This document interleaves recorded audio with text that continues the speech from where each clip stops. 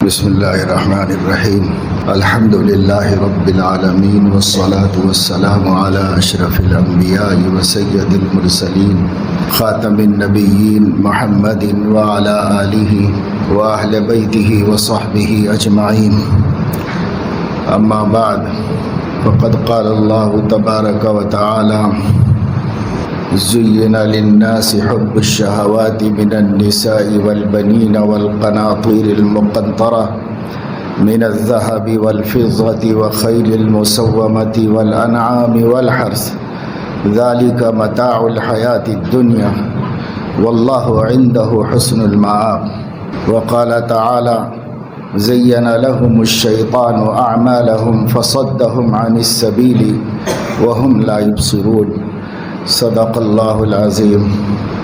غم سے کہاں فراغ ہے، دل پہ تو روز داغ ہے، قبضے میں تیرے باغ ہے، نت نئے گل کھلائے جا۔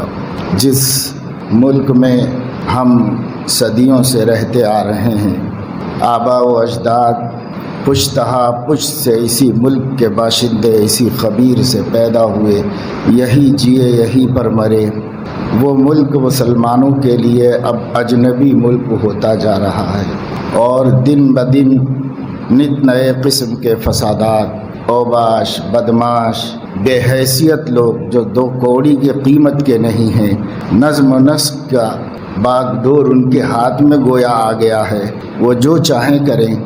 ہر شریر، ہر فسادی حکمراں بن کر جی رہا ہے اور ملک میں امن و امان کو غارت کر رہا ہے۔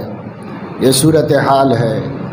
کسی زمانے میں بچپن میں ہم نے سنا تھا کہ ایک چور بار بار چوری کرنے کے جرم میں بادشاہ کی خدمت میں پیش کیا گیا، تو بادشاہ نے اس سے پوچھا کہ بھئی تجھے سزائیں ملی ہیں، تجھے ڈرایا دھمکایا گیا ہے، تجھے سکھایا گیا ہے، سمجھایا گیا ہے، آخر یہاں تک آنے کی نوبت کیوں آئی تجھ کو؟ تو اس نے جواب دیا کہ میں چاہتا تھا کہ کبھی بادشاہ کے دربار میں بھی پہنچوں، لیکن چونکہ کوئی خوبی نہیں تھی جس خوبی سے آپ تک پہنچ سکتا، تو میں نے اپنے اندر کوئی عیب پیدا کر لیا کہ اس عیب ہی سے پہنچ جاؤں آپ تک۔ تو سوچنے کے انداز مختلف ہوتے ہیں۔ آدمی بڑا بننے کے لیے بڑے بننے کی صلاحیتیں پیدا کر کے استعداد سے، صلاحیت سے، کمال سے اور اپنی خوبی سے بڑا بنتا ہے، لیکن جن کی سوچ چھوٹی ہوتی ہے، جن کے پیدائش اور جن کا بیک گراؤنڈ بہت محدود و مختصر ہوتا ہے، ان کی سوچ یہ کہتی ہے کہ بدنام ہوں گے تو کیا نام نہ ہوگا۔ بس وہ اس طریقے سے اپنے کو بڑا آدمی بنا لینا چاہتے ہیں۔ کوئی مناقب اور خوبیوں سے اپنا نام بناتا ہے اور کوئی معائب اور برائیوں سے اپنا نام بناتا ہے۔ اپنی اپنی سوچ ہوتی ہے۔ اس دنی، کمینی اور گری ہوئی سوچ والوں کو کچھ پولیٹیکل طاقت حاصل ہو گئی ہے۔ اس پولیٹیکل قوت کا نشے سے چور ہو کر وہ یہ سمجھ رہے ہیں کہ ہم پورے ملک کو فتح کریں گے اور ہم یہاں مسلمان کو چین سے رہنے نہیں دیں گے۔ یہ صورتحال آئے دن ہے، روز ہے، آپ دیکھ رہے ہیں اخبارات۔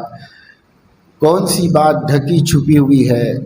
جو کچھ گروگرام میں ہوا ہے وہ تو کچھ بھی نہیں ہے۔ جو لوگ وہاں سے آئے ہیں جان بچا کر کے، وہ لوگوں سے معلوم کریں تو وہ اصل صورتحال دیکھ کے خوف زدہ ہو کے، گھبرا کے اپنے وطن لوٹ کے آگے۔ میڈیا اس کو چھپا رہا ہے، اور میڈیا جس چیز کو شو کرنا چاہتا ہے کرتا ہے، جس کو نہیں کرنا چاہتا نہیں کرتا ہے۔ یہ سب کچھ ہو رہا ہے۔ بعض ریاستوں میں ایسے گروہ تیار بیٹھے ہوئے ہیں، ٹرینڈ بیٹھے ہوئے ہیں، وہ کسی مناسب موقع کے منتظر ہیں کہ وہ اپنے ہونے کو جتا دیں، اور بعض جگہوں پر ان کو قوت طاقت ملنی شروع ہو گئی ہے تو وہ اپنی حیثیت بتا رہے ہیں، جو ان کی طبیعت ہے، جو ان کا مزاج ہے۔ اکثر اس میں وہ لوگ پائے جاتے ہیں جو ہندوستانی سماج اور ہندوستانی کلچر کی سوچ کے اعتبار سے، جس کو RSS بھارتیہ کلچر کہتا ہے، اس بھارتیہ کلچر کے اعتبار سے جو انسانوں میں شمار نہیں کیے جا سکتے ان سے کام لیا جا رہا ہے، انہیں ان چیزوں پہ کھڑا کر دیا گیا ہے۔ ہم تو انسان اور انسان میں کوئی فرق نہ ماضی میں کیے ہیں نہ اب کیے ہیں۔ ہمارے نبی صلی اللہ علیہ وسلم نے ارشاد فرمایا، الناس بنو آدم وآدم خلق من تراب۔ انسان چاہے کسی مذہب، دھرم، قوم، علاقے کا ہو، انسان ہے تو آدم کی اولاد ہے، اور آدم مٹی سے پیدا کیے گئے۔ بتانا یہ چاہا نبی نے کہ تم سب ایک ہی کنبہ ہو، سب انسان ایک ہی فیملی کے ممبرس ہیں، اور آپس میں امن جب ہو سکتا ہے جب تم مٹی کی طرح عاجز بن جاؤ، کیونکہ تمہاری سرشت اور فطرت اور جبلت اور پیدائش مٹی سے ہوئی ہے۔ آدم خلق من تراب، تو تم مٹی جیسے ہو جاؤ، عاجز بن جاؤ، تواضع پیدا کرو، ایک دوسرے کے سامنے جھکو، ایک دوسرے کا حق ادا کرو، تو یہ دنیا میں انسان امن و امان سے رہ سکتے ہیں، ورنہ انسان دنیا میں امن سے محروم ہو جائیں گے۔ جب کوئی کنٹری، کوئی ملک امن سے محروم ہو جائے تو اس میں کسی قسم کی ترقی نہیں ہو سکتی۔ کیا سمجھا جا رہا ہے کہ اس طرح ملک میں بدامنی کو پھیلا کر باقی لوگ خوشحال رہ جائیں گے؟ جن کے ہاتھوں میں تلوار ہے، جن کے ہاتھوں میں بندوق ہے، غیر قانونی تلوار، غیر قانونی بندوق، غیر قانونی ہتھیار، ان کو ان کے ہتھیار کے بارے میں کوئی پوچھنے والا ہی نہیں ہے، تو کیا وہ یہ سمجھ رہے ہیں کہ ان ہتھیاروں سے اور ان بندوقوں سے اور ان چیزوں سے وہ غالب آ جائیں گے اور وہ جو چاہ رہے ہیں وہ کر لیں گے، وہ دنیا میں امن سے رہ سکیں گے؟ کہا جاتا ہے دشمن کی کمزوری سے دھوکہ مت کھاؤ، دشمن کی کمزوری سے دھوکہ مت کھاؤ، اس واسطے کہ وہ کمزور بھی کسی وقت موقع دیکھ کر کے انتقام لے سکتا ہے، اس لیے کہ ایک دفعہ دل میں انتقام کی آگ جلتی ہے تو وہ بجھتی نہیں۔ انسانی فطرت ہے، حکمرانوں کو سوچنا چاہیے، سماجی خدمت گزاروں کو سوچنا چاہیے کہ وہ اس طرح اپنے مقاصد نہیں حاصل کر سکتے۔ مقاصد کو حاصل کرنے کے اور بھی اچھے ذریعے ہو سکتے ہیں، سمجھوتے ہو سکتے ہیں، بات چیت ہو سکتی ہے، لیکن یوں تو مقصد حاصل ہونے والے نہیں ہیں کہ آپ خامخواہی کوئی فتنہ کھڑا کر دیں، خامخواہی فساد کر دیں، بے قصوروں کی جان لے لیں، معصوموں کو خاک و خون میں تڑپنے پہ مجبور کر دیں۔ صدیق اکبر رضی اللہ تعالیٰ عنہ نے لشکر بھیجا دشمنان اسلام کا مقابلہ کرنے کے لیے۔ یہ بات دھیان میں رہنا چاہیے مسلمانوں کے کہ اسلام نے تلوار فساد کے مقابلے میں اٹھانے کی اجازت دی ہے۔ دعوت کے لیے تلوار اٹھانا اسلام میں جائز نہیں ہے، اور اگر تلوار کے بلبوتے پر کوئی مسلمان ہو جائے تو اسلام اس کو ایکسیپٹ بھی نہیں کرتا، اس اسلام کو قبول بھی نہیں کرتا، کیونکہ اسلام اور ایمان نام ہے اپنے دل کی خوشی سے قبول کرنے کا، زبردستی سے قبول کرنے کا نام ایمان نہیں ہے۔ اس لیے جب بھی اسلام نے تلوار اٹھائی فسادیوں کے فساد کو روکنے کے لیے اٹھائی۔ چنانچہ صدیق اکبر ایک لشکر بھیج رہے تھے، تو صدیق اکبر رضی اللہ تعالیٰ عنہ نے لشکر تیار ہونے کے بعد اپنے سامنے آنے کا حکم دیا، پھر ان کو وداعی خطاب فرمایا۔ وہ خطاب حدیث کی کتابوں میں محفوظ ہے۔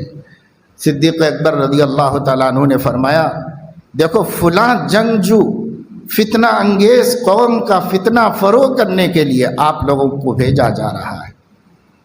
ہم کو کسی کا خون بہانا عزیز نہیں ہے، ہم کسی کے امن کو غارت کرنے والے نہیں ہیں، لیکن جو بدامنی کے ٹھیکیدار بنے ہوئے ہیں ان کی بدامنی دبانا ہے، فروغ کرنا ہے، غرور توڑنا ہے۔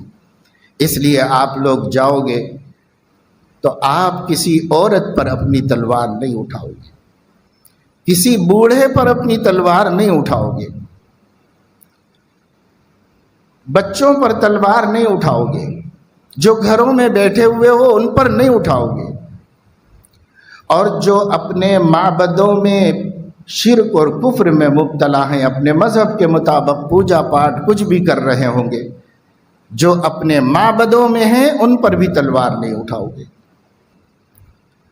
نہ درخت کاٹو گے، نہ کھیتیاں جلاؤ گے، صرف اس جوان سے جو تمہارے مقابلے میں کھڑا ہوا ہے مقابلہ کرو۔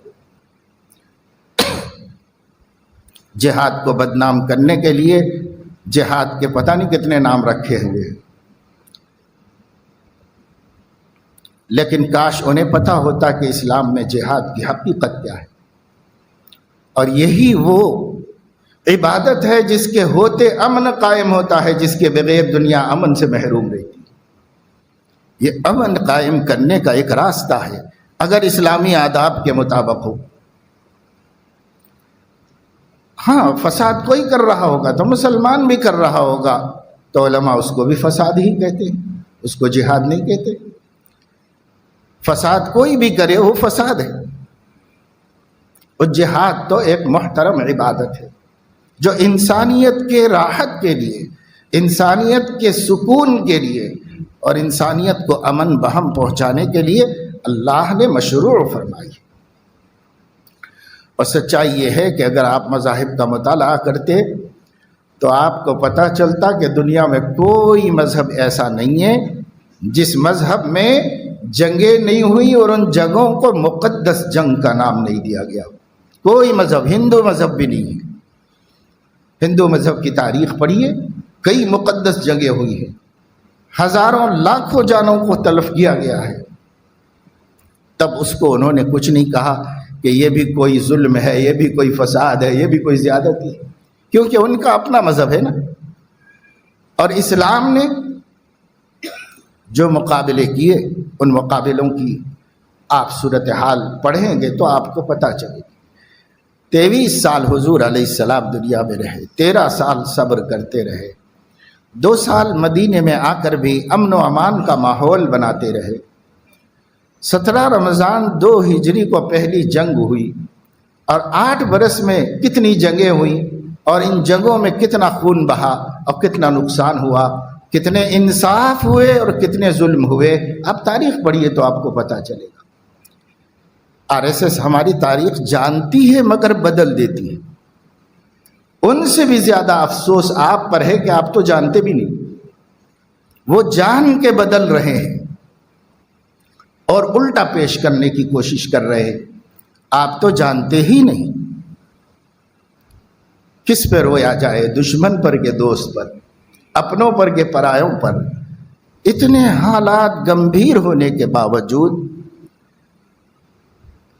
اس قدر مسجد میں گھس کر امام کو بلا وجہ قتل کر دینے کے باوجود، جو بیچارہ امن کے ساتھ پولیس پہ بھروسہ کر کے سویا، اور 11:30 بجے رات اپنے گھر والوں کو فون کیا کہ کل میں نکل رہا ہوں، کل کا ٹکٹ ہے میرا، اس وقت باہر کچھ گڑبڑ اڑبڑ تو ہے لیکن مسجد بند ہے، سپاہی باہر کھڑے ہوئے ہیں، ہم لوگ سو جا رہے ہیں۔ جو امن سے سو گیا تھا جن کے بھروسے پر، وہ امن نہیں دے سکی، اور یوں قتل عام ہوا۔ اس قتل پر زبان چپی باندھی ہوئی سرکار، جس نے طے کیا ہوا ہے کہ مسلم کو نقصان پہنچے گا، ایک حرف بھی غلطی سے ہمدردی کا نہیں بولیں گے۔ یہ 9 برس سے ہم دیکھ رہے ہیں، ایک حرف کبھی نہیں کہا گیا کہ ایسا نہیں ہونا چاہیے تھا، جس کا مطلب یہ ہے کہ ان کے نزدیک ایسا ہونا ہی چاہیے تھا، ایسا ہونا ہی چاہیے تھا ان کے نزدیک۔ آپ ایسے لوگوں کے زیر اثر ملک میں جی رہے ہیں، اور ایسے وقت میں آپ کے پاس کوئی قیادت نہیں، کوئی آپ کو تسلی دینے والا نہیں، کوئی آپ سے ہمدردی کرنے والا نہیں، کوئی آپ کا حق وصول کر کے دینے والا نہیں۔ سب لوگ اپنی اپنی حفاظت میں لگے ہوئے ہیں، تو آپ خود کیوں نہیں اپنی حفاظت میں لگ جاتے؟ آپ کی حفاظت کیا ہے؟ ایک طاقت ہے جسے ہم بہت آسانی سے اپنا لے سکتے ہیں، اور اس طاقت کا دنیا کی کوئی طاقت مقابلہ نہیں کر سکتی، اور وہ ہے اللہ تعالیٰ کی طاقت۔ آپ اللہ کی طرف رجوع ہیں۔ اتنے حالات میں ایسا سن کر، اب تو سوشل میڈیا اور الیکٹرانک میڈیا اتنا ایڈوانس ہو گیا ہے کہ جیسے میں اسی جگہ کھڑے ہو کے دیکھ رہا ہوں، اس طرح خبریں آ رہی ہیں، آپ خود وہاں موجود ہیں اور دیکھ رہے ہیں۔ پہلے تو پڑھ کے معلوم ہوتا تھا کہ ایسا ہوا جب تک پرنٹ میڈیا تھا، اب الیکٹرانک میڈیا میں گویا آپ وہیں پر موجود ہیں، آپ کے آنکھوں کے سامنے سب تماشا ہو رہا ہے۔ یقین کے باوجود کبھی دل پسیجا، کبھی دکھی ہوا، کبھی کسی مظلوم کی تکلیف آنکھ میں آنسو لا سکی، کبھی مصلی پہ سر رکھنے کی توفیق ہوئی، کبھی خدا سے بھیک مانگ کر کہ اللہ کوئی نہیں ہے تو آپ تو ہیں، مظلوموں کی حمایت کرنے والے، مدد کرنے والے۔ نہیں، ضرورت نہیں ہے مسلمانوں کو کسی بھی چیز کی ضرورت ہے۔ زین للناس حب الشہوات من النساء والبنین والقناطیر المقنطرہ من الذہب والفضة والخیل المسومۃ والانعام والحرث۔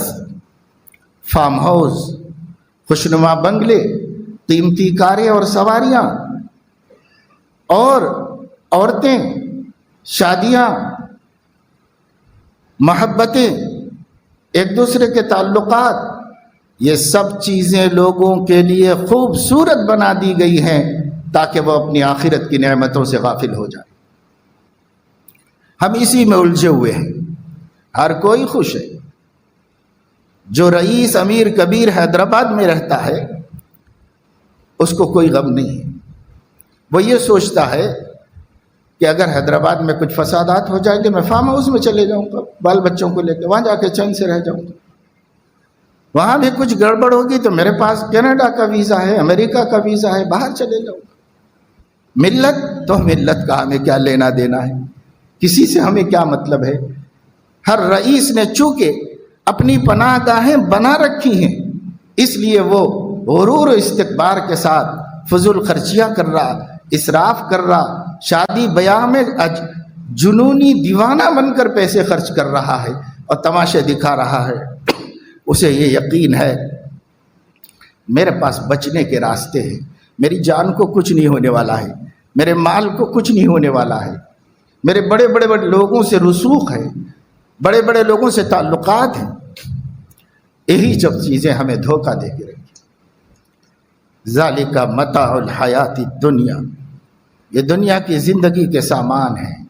وما الحیات الدنیا الا متاع الغرور، اور دنیا میں جو کچھ ہے دھوکے کا سامان ہے، حقیقت کچھ نہیں، سب دھوکے کا سامان ہے۔ ہم اس دھوکے پر ہیں۔ یہ تعلقات دھوکہ ہے، یہ رسوخ دھوکہ ہے، یہ بڑے بڑے منسٹروں سے دوستی دھوکہ ہے، یہ پیسے کا غرور دھوکہ ہے۔ جو ہم سمجھ رہے ہیں کہ یہ چیزیں ہمیں بچا لیں گی، سب دھوکہ ہے، سب دھوکہ ہے، کوئی نہیں بچا سکتا۔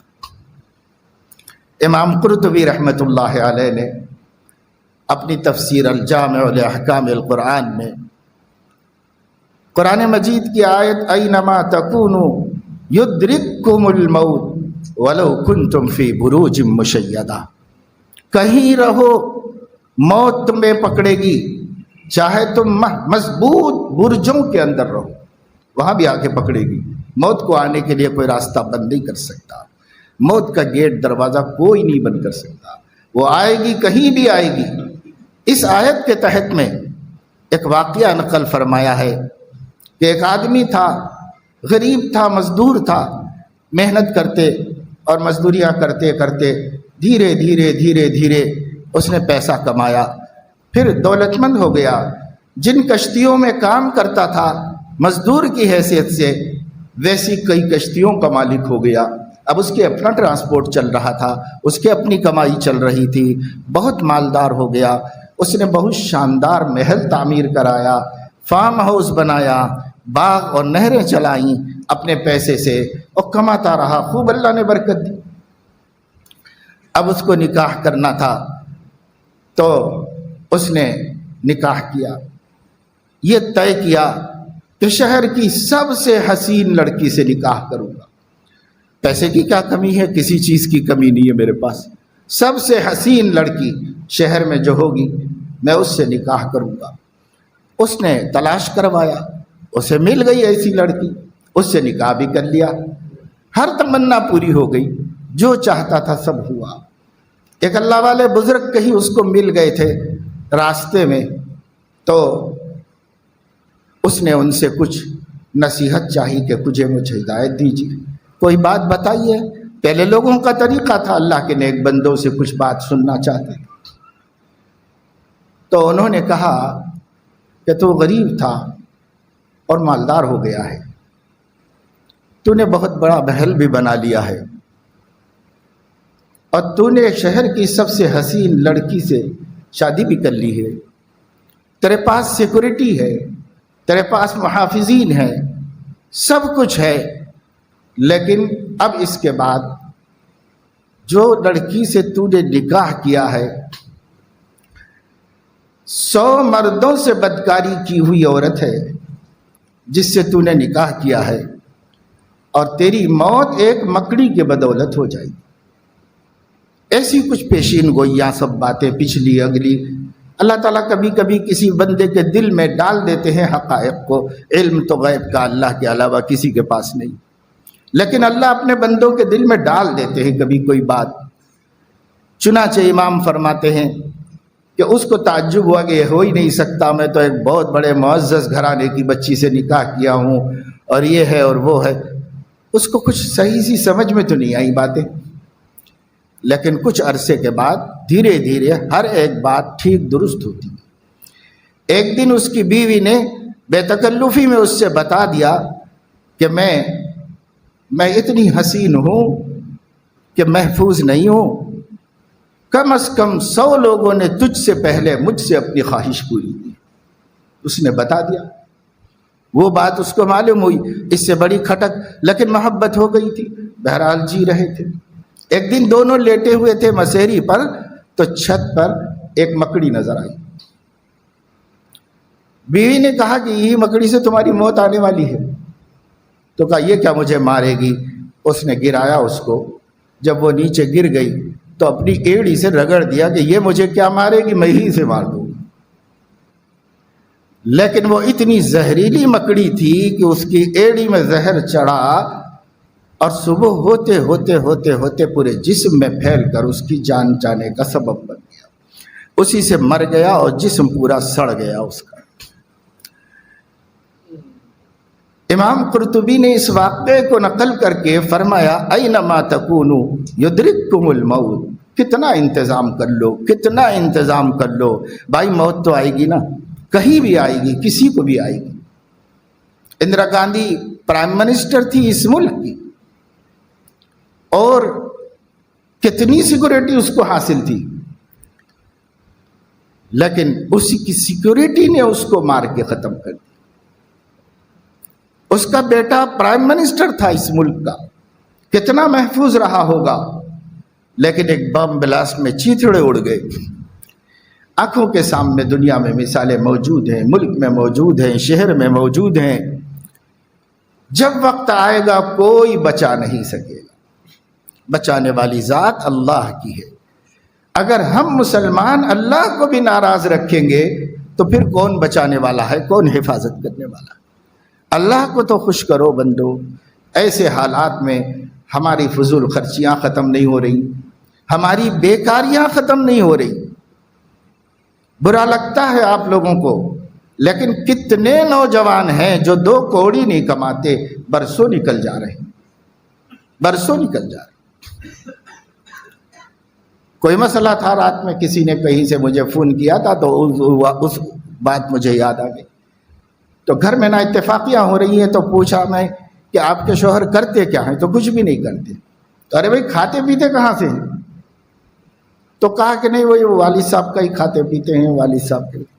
شادی تک کر لیا، کوئی ذریعہ نہیں، ایک خاتون نے فون کیا رو رو کر کے، پہلے بہت اچھا کماتے تھے، الحمدللہ بہت اچھی زندگی گزاری، اب ہمارے شوہر یہ کہہ رہے ہیں کہ میں کما کے تھک گیا، اب میں نہیں کما سکتا، اور کوئی بیمار نہیں ہے، کچھ نہیں ہے، تو جانا ہی نہیں چاہتے، کچھ کرنا ہی نہیں چاہتے۔ اب ہم لوگوں کے اخراجات، بچوں کے اخراجات جو جوڑ کے رکھا تھا دھیرے دھیرے ختم ہو رہا ہے، آگے ہمارے لیے اندھیرا ہے۔ اب میں سمجھاتی ہوں، وہ یہی کہتے ہیں کہ اب میں تھک گیا، اب نہیں کماؤں گا۔ یہ کہ ابھی تھک گیا تو کیسے؟ اللہ تو تھکنا تو اس دن ہے جس دن مرنا ہے، اس سے پہلے کیسے تھکنا ہے؟ مگر پتہ نہیں کیا ذہنوں میں آ گیا ہے مسلمانوں کے۔ کتنے مسلمان ہیں، یہ تو میں آپ کو ایک دو واقعات شادی شدہ لوگوں کے بتا دوں، ابھی جن کی نکاح نہیں ہوئے، 22 برس، 24 برس، 25 برس، 28 برس کے ہیں، بے روزگار ہیں، اس لیے شادیاں بھی نہیں ہو رہی۔ نوکری نہیں تو چھوکری کون دے گا؟ کیوں نہیں کر رہے بھائی؟ نہیں، یہ کون کریں گا، وہ کون کریں گا، میں کہا یہ دکھ رہا ہوں، میں کہا وہ دکھ رہا ہوں۔ بس اسی غرور نے، اسی نشے نے ہم لوگوں کو برباد کر دیا۔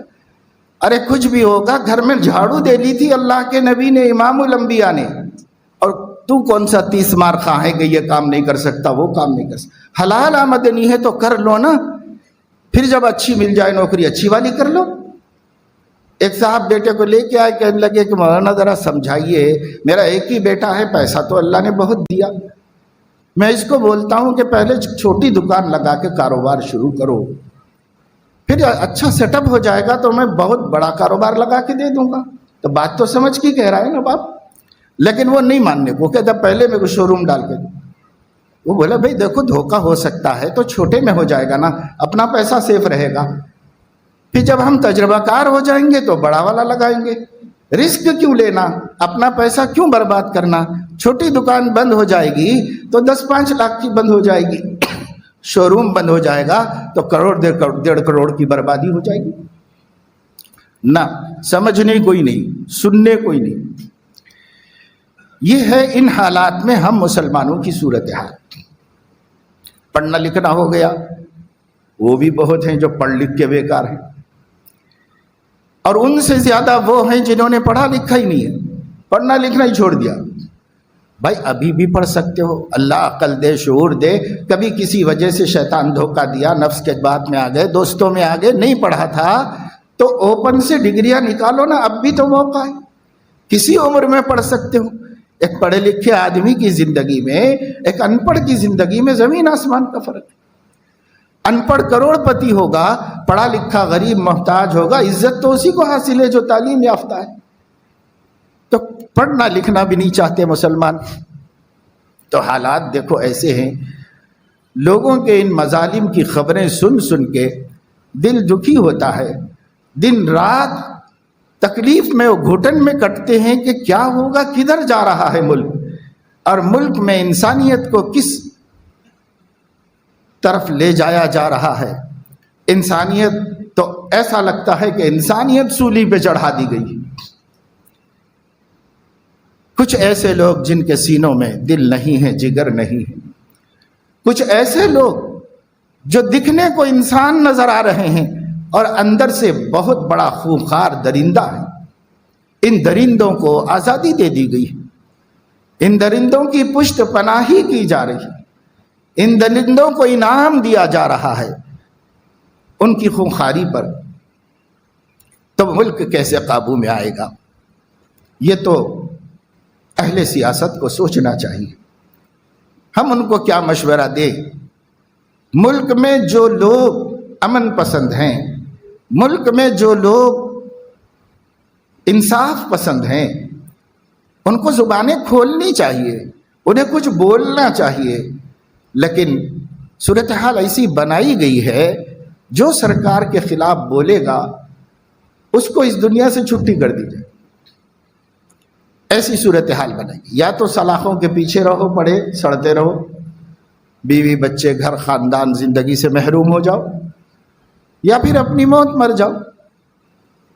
آپ زبان نہیں کھول سکتے، آپ کچھ بول نہیں سکتے۔ اس ڈراوے نے سب کی زبانیں خاموش کر رکھی۔ تو وہ بھی ایک ہمارے لیے آزمائش ہو گئی اللہ کی۔ اب ایک راستہ ہے میرے عزیزوں، دوستوں، پیاروں، نوجوانوں، درد مندانہ طور پر ہم کہتے ہیں ایک راستہ ہے، اپنے اللہ سے لو لگاؤ نا، اپنے اللہ کو، روٹھے ہوئے اللہ کو منا لو نا۔ خفا ہے ہم سے، کیوں؟ اس واسطے کہ نماز اس نے فرض کی تھی، ہم نہیں پڑھتے۔ اس نے عقل حلال، کسب حلال ہم پر فرض کیا تھا، نہ حلال کماتے ہیں نہ حلال کھاتے ہیں۔ اس نے ہمیں رشتے توڑنے سے منع کیا تھا، ہم نے رشتے توڑ کے رکھے ہوئے ہیں۔ اس نے ہمیں کسی کو تکلیف دینے سے روکا تھا، ہم سے ہر انسان دکھی ہے اور تکلیف میں ہے۔ زبان بھی لوگوں کو ستا رہی ہے، ہمارا عمل بھی ستا رہا ہے، پڑوسی پریشان ہے، ماں باپ پریشان ہے، اولاد پریشان ہے، بہن بھائی پریشان ہیں۔ ایک سانپ بچھو بن کے کوئی جی رہا ہو، جدھر جاؤ سانپ نکلا، سانپ نکلا، سانپ نکلا، ایسی کوئی زندگی ہوتی ہے؟ لیکن بہت سے مسلمان ایسے ہی جی رہے ہیں۔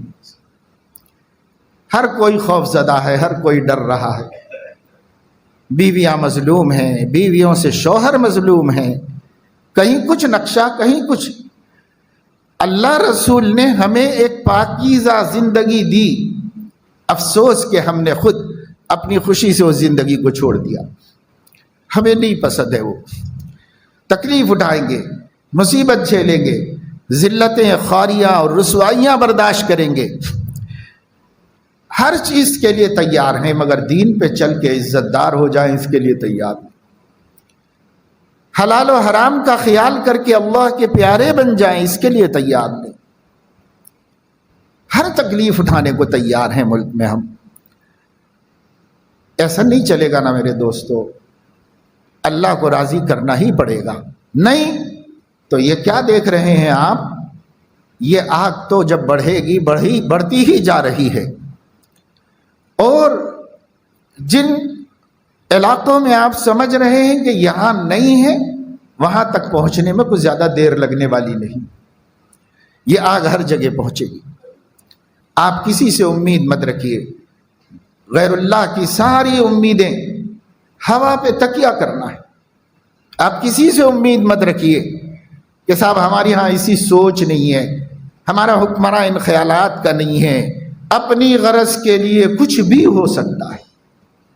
آپ کو اپنی فکر خود کرنی ہوگی، اپنے کو بدلنا ہوگا۔ جس خدا کو ناراض کر کے یہ دن دیکھ رہے ہیں، اس خدا کے قدموں میں جانا ہوگا، اپنی جبین نیاز جھکانا ہوگا، سچی توبہ کر کے گناہگارانہ زندگی سے ہٹ جانا ہوگا۔ کیا کریں گے ان گناہوں کو لے کر جن سے نہ دنیا میں عزت ہے نہ آخرت؟ ہر گناہ دوزخ کا منظر ہے۔ چند لمحوں کے لیے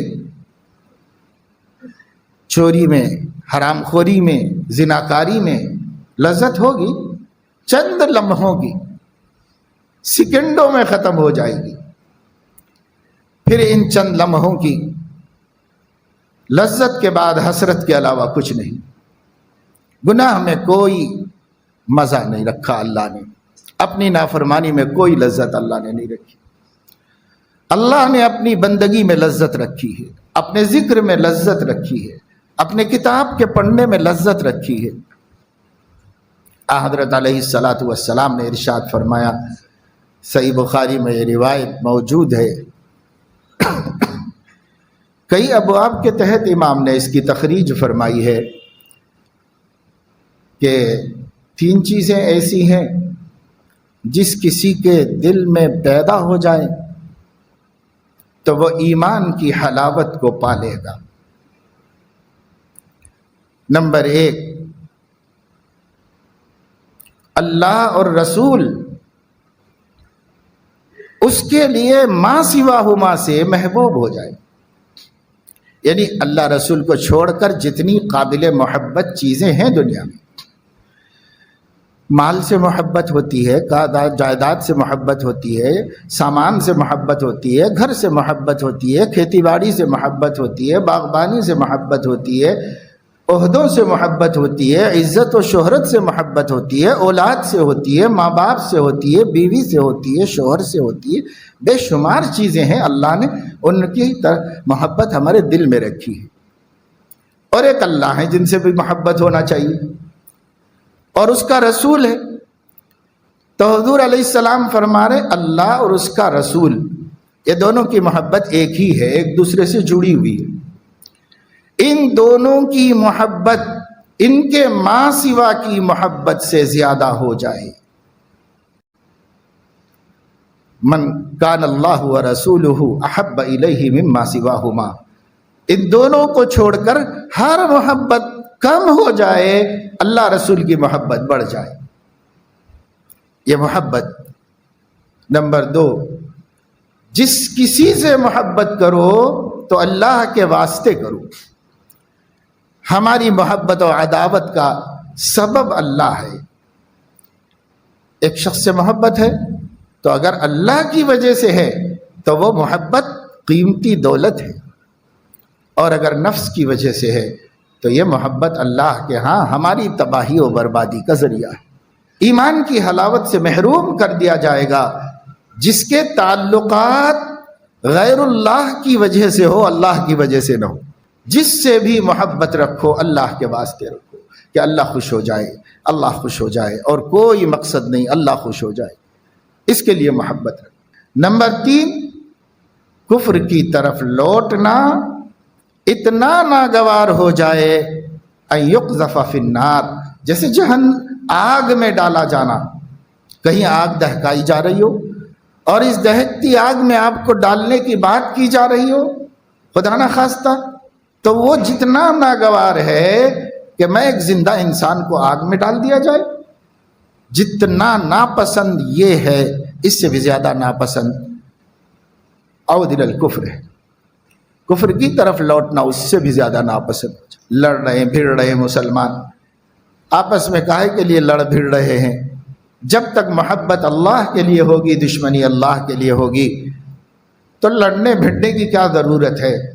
لیکن لڑ بھیڑ رہے، آئے دن دیکھو چھوٹی چھوٹی باتوں پر ہم آپس میں دست و گریباں ہیں، خاندان ٹوٹے ہوئے ہیں، بچے ماں باپ سے روٹھے ہوئے ہیں، ماں باپ نے بچوں کو آنکھ کر کے گھر سے نکالا ہوا ہے، اور اگر کھوجو تحقیق کرو تو اس میں اللہ کا کوئی ذکر ہی نہیں ہے، سب اپنی اپنی نفسانیت ہے، سب اپنی اپنی انا کا مسئلہ ہے، اور کچھ بھی نہیں ہے۔ اللہ پاک کا اس میں کوئی ذکر مذاکرہ ہی نہیں ہے۔ اللہ نے تو اجازت دی تھی کیا اولاد کو آنکھ کرنے کی؟ اللہ نے اجازت دی تھی کیا ماں باپ کو تکلیف پہنچانے کی؟ شرک کے بعد سب سے بڑا گناہ نبی نے گنایا عاق الوالدین، حق تلفی کرنا ماں باپ کی، اتنا بڑا گناہ بتایا۔ تو ہے کیا اسلام میں؟ اسلام میں نہیں ہے، لیکن ہم کر رہے ہیں کہ نہیں کر رہے ہیں؟ ہم یہی کر رہے ہیں۔ ہم چھوٹی چھوٹی باتوں پر بضد ہیں، اصرار کر رہے ہیں، آپس کے مودت محبت کو ختم کر کے نفرت کی دیواریں مضبوط کر رہے ہیں۔ بھائی بھائی، بہن بہن، ماں باپ اولاد، اولاد ماں باپ، بیوی شوہر سے، شوہر بیوی سے ہر دن دور ہوتے جا رہے ہیں، دور ہوتے جا رہے ہیں۔ کائے کے واسطے بھائی؟ کتنے دن جینا ہے دنیا میں؟ ایک دن تو مر کے اللہ کے سامنے حاضر ہونا ہے۔ زندگی ہر خوشی کا گلا گھونٹ دے گی، موت زندگی کی ہر خوشی کا گلا گھونٹ دے گی، اور موت زندگی کی ہر تکلیف کا گلا کما کر دے گی۔ تکلیفیں بھی موت پہ ختم، خوشیاں بھی موت پہ ختم اس دنیا کی۔ اب جو خوشی و غم ہے وہ آخرت کے، یہاں کے سب ختم۔ جب موت ختم ہی کر دینے والی ہے تو کیوں نہ ہم ہی ختم کر دیں؟ ختم کر کے اللہ سے لو لگاؤ، کسی سے دوستی نہ دشمنی، حقوق ادا کرو سب کے، رشتہ داروں کے جتنے حق ادا کر دو، عام مسلمانوں کے جو حق ہیں ادا کرو، مسکرا کے ملو، سلام میں سبقت کرو، سلام کا جواب دو، آپس میں ایک دوسرے سے ملنا، مصافحہ کرنا، تصافحوا تحابوا، مصافحہ کرو، محبت بڑھے گی۔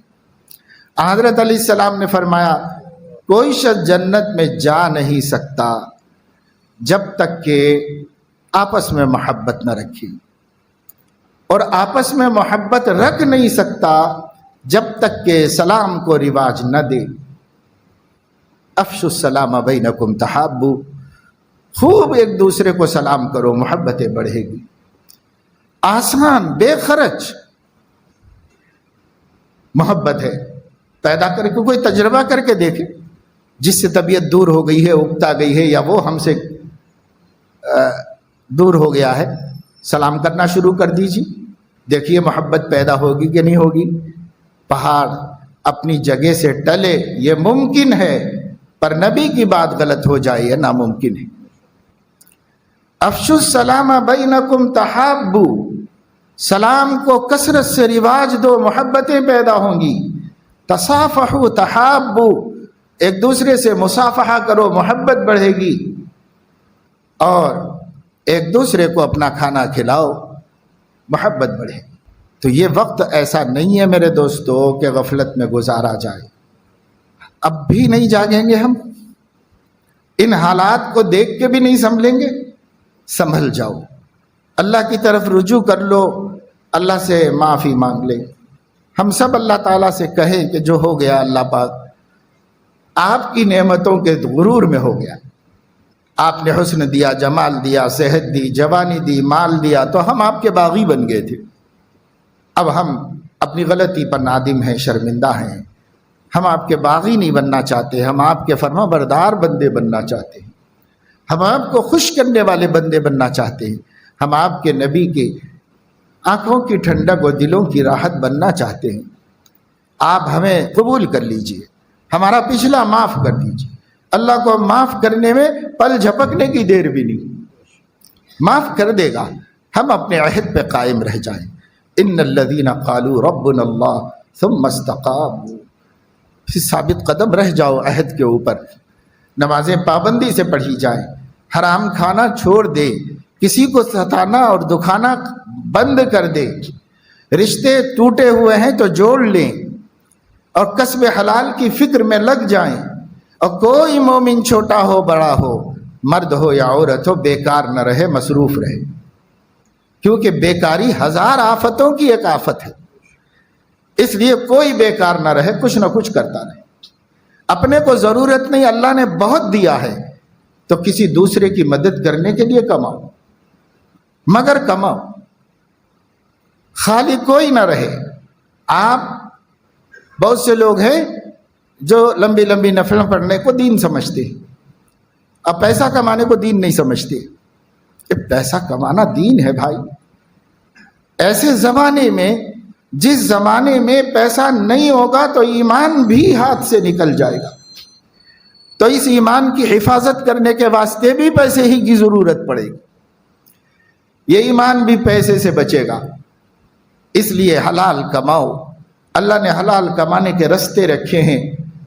روتے بیٹھنا وہ بیوہ کا کام ہوتا ہے، جس کا شوہر مر جاتا ہے تو بیچاری سوچتی ہے کہ بچے اپنا اپنا دیکھ لیں گے، شوہر تو رہے نہیں، میں اکیلی کیا کروں گی، کیسے کروں گی۔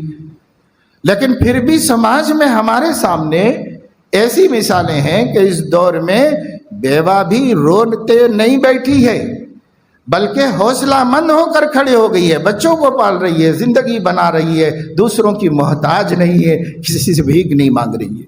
ایسی مثالیں بھی موجود ہیں۔ اور جوان مرد ہے، باپ کا کھا رہا ہے، بھائی صاحب کا کھا رہا ہے۔ کیوں کھا رہا ہے بھائی باہر کما کما کے بھیج رہا، اس کے اپنے بچے بڑے ہو رہے، اس کی اپنے فیوچر کو وہ دیکھنا چاہ رہا، مگر اپنے گھر کے ہی ختم نہیں ہوتے قصے، تو کب اپنا فیوچر دیکھے گا؟ یہ ظلم ہے اپنے اوپر مہربانی کرنے والوں کے اوپر۔ انہوں نے تو مہربانی کی، اب آپ کو چاہیے تھا کہ میں جوان ہو گیا بھائی صاحب، اب آپ کی ضرورت نہیں، اللہ نے چاہا تو میں اب آپ کی اولاد کے لیے مدد کروں گا۔ یوں سمجھ کے کھڑے ہونا چاہیے۔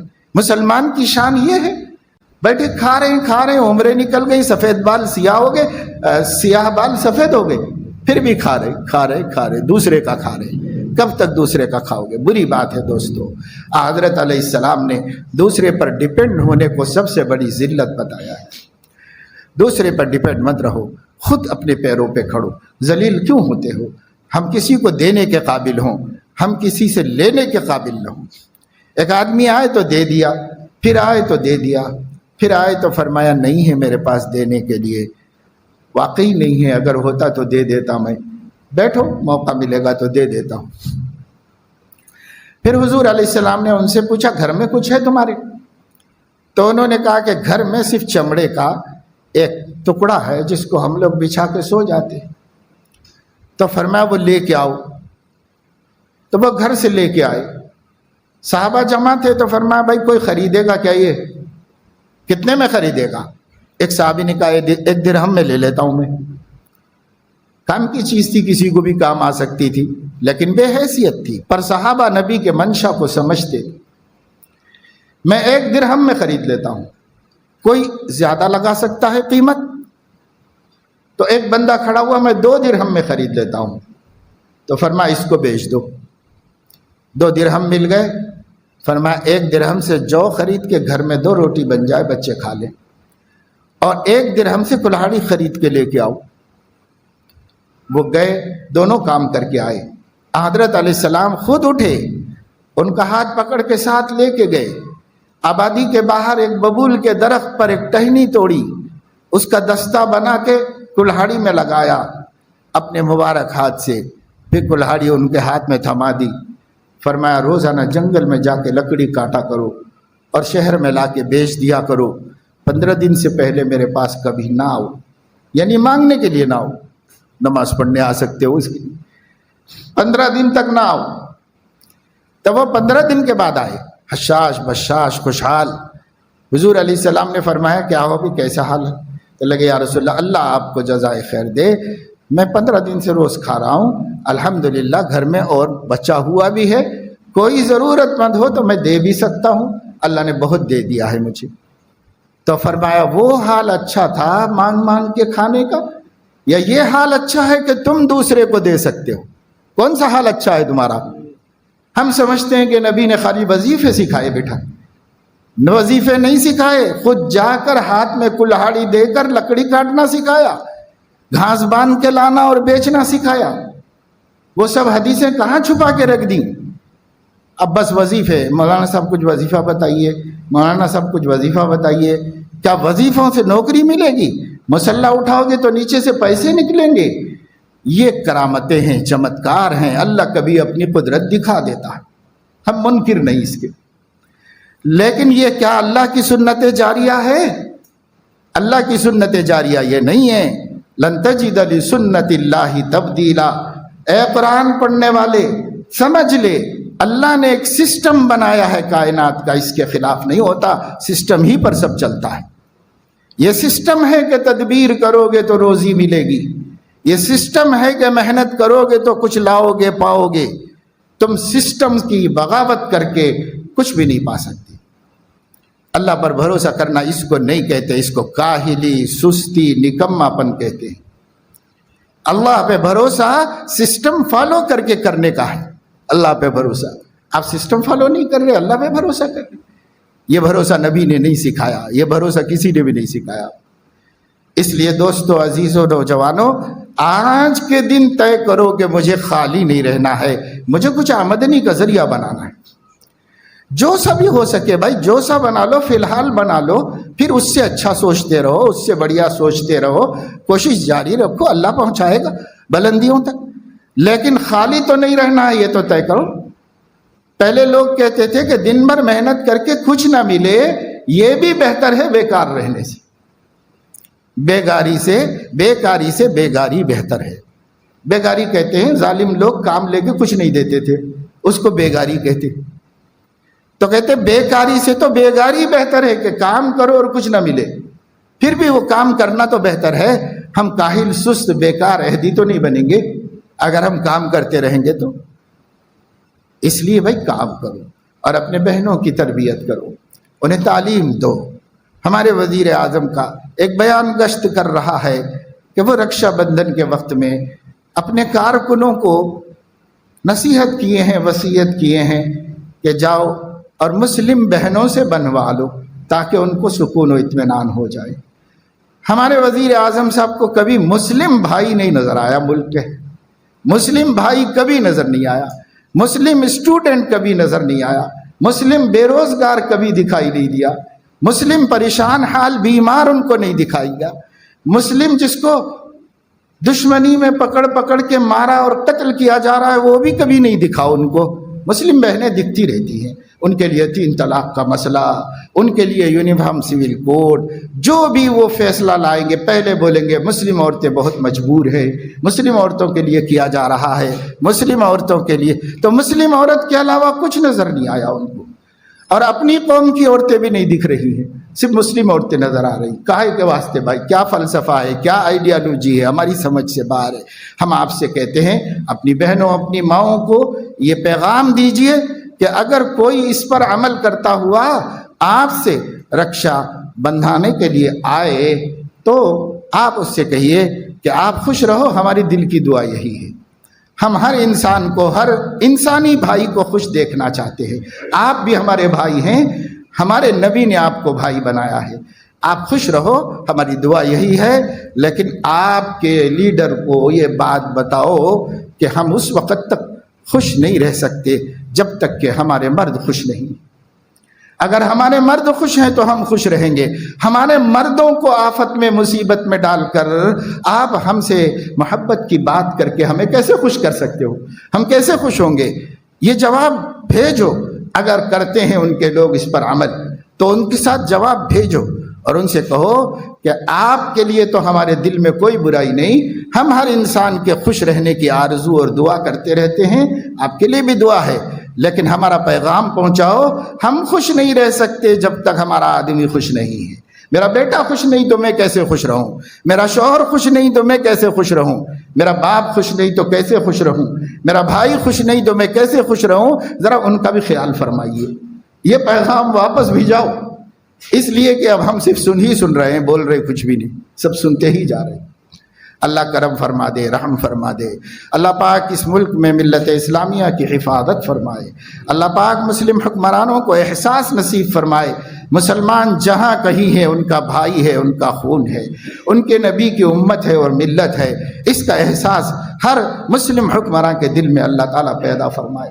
اور اللہ رب العزت اپنے کرم سے اس ملک کے جو اچھے، سنجیدہ، سمجھدار، انصاف پسند، امن پسند برادران وطن ہیں، اللہ ان کو بھی ہمت و حوصلہ دے کہ وہ سچ کو سچ کہیں، جھوٹ کو جھوٹ کہیں، عدل کو عدل کہیں، ظلم کو ظلم کہیں. وہ اپنی بند زبانیں کھولیں اور وہ انسانیت کو بتائیں کہ آپ کا منع راجم نہیں ہے، سامنے کوئی دوسرا بھی انسان کھڑا ہوا ہے.